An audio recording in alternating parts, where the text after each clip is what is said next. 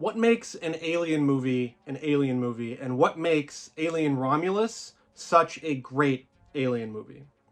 That's the question you have to ask yourself when you sit down to either watch Alien Romulus or after you've watched Alien Romulus. By the way, it comes out in theaters on August 16th. It comes from Fede Alvarez and 20th Century Films. It is executive produced by Ridley Scott. James Cameron is involved somehow. Basically, you've got an alien movie that has tons of people who have worked on the Alien movies invested in this movie. Now, it tells a side story set between Alien and Aliens, so it fits right in there like sort of a Rogue One almost if you're comparing it to Star Wars.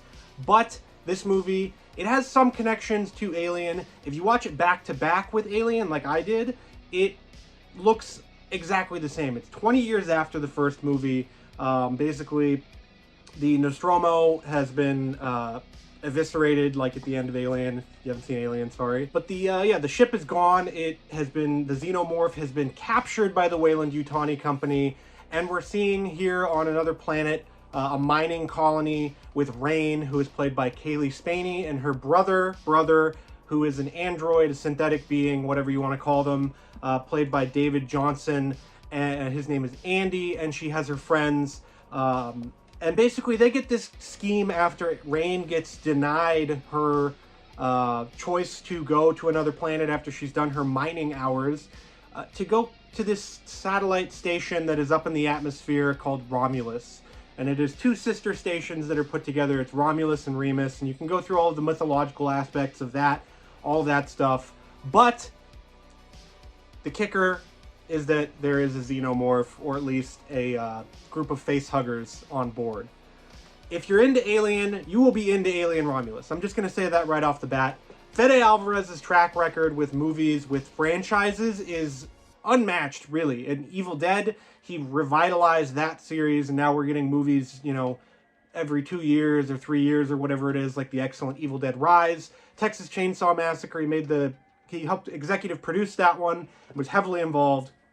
And then, of course, Alien Romulus, where when he was announced as the choice, people were a little weary. People were kind of questioning it because of his style, his filmmaking style. Do not question that. His filmmaking style fits with Alien perfectly. Just from the look of the film. The look of the film by itself, it looks like Alien. They capture that sort of tense, claustrophobic, space-age, 1979 really view of science fiction, and they emulate it perfectly with the set design and all of that, the corridors, the colors, everything is down to a T, and it looks like this is set 20 years after Alien. That's just what they captured it perfectly.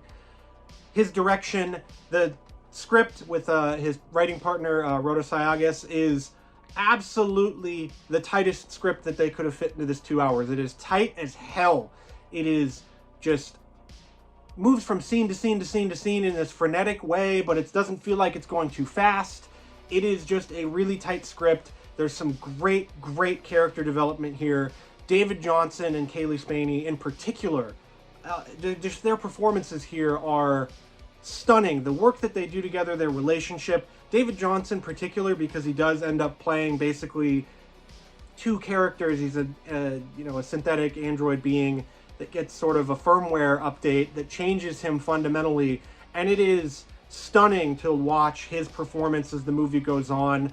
There's only really 6 characters in the film. There's the 6 friends that go aboard the station, and then there's the Xenomorph, and that's really it. There's another character. I don't want to get into spoilers. This is spoiler-free.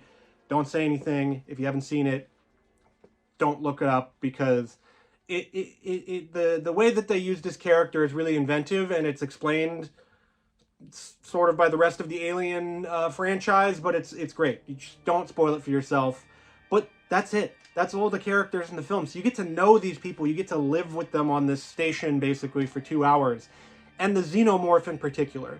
The way that they shot the Xenomorph in this film, it reminded me a lot of the original Alien, because you don't see it in full frame ever. It's always like something like this, where it's off to the side, or you see the tail or whatever. You never see the full thing. So even though it's on screen for longer than it was in Alien, I think it's on screen for like a combined 2 minutes or something like that, you don't see it nearly as much or you see it more, but it's still just as scary in this film, and it's still just shot as well. The lighting, the gloopiness, the jaws, everything. It just looks perfect, and it's just as scary as ever. The face huggers, same thing. The way that they're shot, it's super cutty and frenetic, and the camera's moving all the time, and everybody's running away, and the way that they did them, where they're mostly practical, if they were CG or there are CG elements, it's really easy, not that easy to tell. And just the gross, just disgustingness of the face hugger, and the way that it basically, you know, face screws people and implants, you know, the alien inside of them. And then when the alien pops out in chest bursts and then starts molting into the actual full-on Xenomorph, you get some really, really gross visuals. And just, that's the whole thing here is, this movie is filled with moments of like, oh my god, are they going to do this? Are they really going to do this? Oh my god, they're doing this. They're doing this. That is what you will think to yourself in the audience. There's a lot of leaning forward too, where you're like, oh my god, what's going on?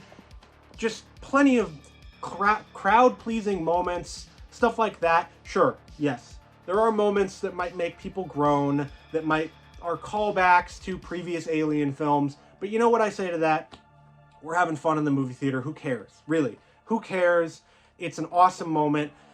As the movie goes on, it feels really like the first half of the film is Alien inspired, and the second half of the film is Aliens inspired. And it goes from, you know, that straight horror, straight science fiction dystopian stuff into more of an action horror kind of vibe. And some people might not like that because it feels like a tale of two movies, but I enjoyed it for what it was, because it kicks up the pace as you get into that second half. And as it goes, there are just some inventive set pieces. There's some awesome set pieces. You can see some of them in the trailers, but some of them you don't get to see. The other thing that I could see that people might complain about that I had no problem with really was the third act. It does feel like it does have this sort of false sense of security, this lull into like, okay, here's the ending of the movie, and then boom, there's 15 more minutes. But that extra 15 minutes, or whatever you're going to call it, it's just as awesome, and the alien in that section of the film is just fantastic. The Xenomorph, everything, all of it coalesces into this just awesome alien movie that, you know, I wasn't sure when they announced Fede Alvarez as the director of this film how it would work, because obviously Evil Dead, it works because those are grindhouse, there's tons of gore, stuff like that. Texas Chainsaw Massacre, same thing. Alien, there's not as much gore and blood and guts as you would think. It's more of a cerebral, tense sort of vibe. And Alvarez and his crew, they really captured it here. They really captured what it means to be an alien movie, and I think they knew that going in, and I think it's just such a fantastic alien movie. It really is. It captures all the hallmarks of the films, and if you took out all of the alien stuff, if you took it out and you just said, hey, it's a generic scary alien, generic scary stuff, you know, generic faceless company, it's not called Weyland-Yutani, this movie would still work. It would still work just as well, and it would be just as good. And with the alien stuff added in, with the familial, you know, series history added in, it's even better. And I can't wait to see where they go with this. The movie itself, the ending is a bit derivative of the original Alien, but still, whatever, who cares? That's small quibbles in a fantastic horror science fiction action movie that is Alien Romulus. Go see it in theaters. Do not get it spoiled for you. Go check it out with all your friends. Go see it. I'm going to scream about this movie from the rooftops to all of my friends, all my family, everyone that wants to. Go see Alien Romulus in theaters, because it is awesome, and we need more movies like this. We need more Fede Alvarez's, so go check it out in theaters. If you like this review, please check out this playlist of all my other reviews right here. I've done them since 2020 on YouTube, so check it out.